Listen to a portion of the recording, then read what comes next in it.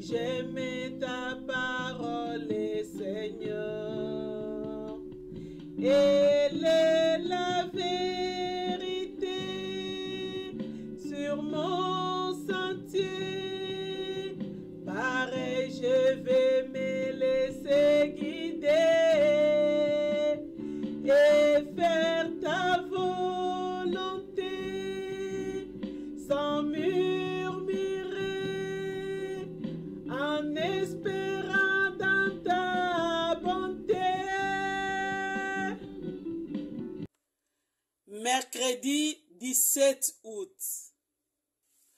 Vous dont la parure ne doit pas être une parure extérieure, qui consiste à avoir les cheveux tressés et à être paré d'or et habillé de beaux vêtements, mais l'homme caché du cœur, dans l'incorruptibilité d'un esprit doux et paisible, qui est d'un grand prix devant Dieu.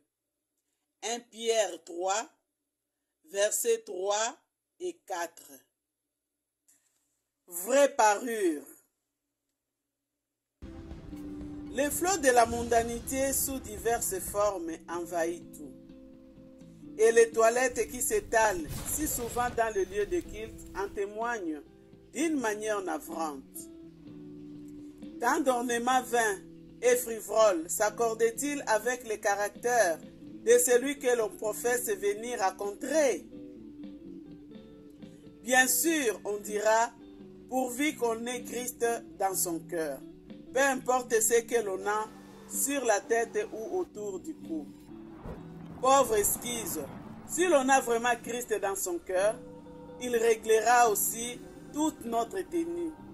Il exercera sur notre être entier, sur notre caractère et notre comportement, une sainte influence et nous nous appliquerons à lui plaire à tous égards. Colossiens 1, verset 10. Il ne s'agit pas d'être des pharisiens et d'afficher une piété fâtrice par des formes purement extérieures. Dieu veut la vérité dans l'homme intérieur. Psaume 51, verset 6. Mais il convient chaque fois que nous venons à sa présence d'éprouver dans nos cœurs ce qui caractérisait les premiers chrétiens. Toute âme avait de la crainte. Acte 2, verset 43. La Bible nous parle de la parure spirituelle du chrétien. Elle est faite de pudeur, de modestie, de bonnes œuvres, ainsi que de cet esprit doux et paisible qui est d'un grand prix devant Dieu.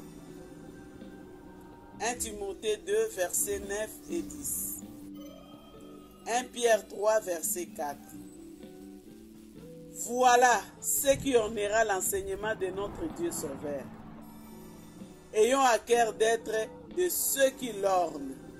Je crois dans tes promesses, mon cœur est comme un rocher,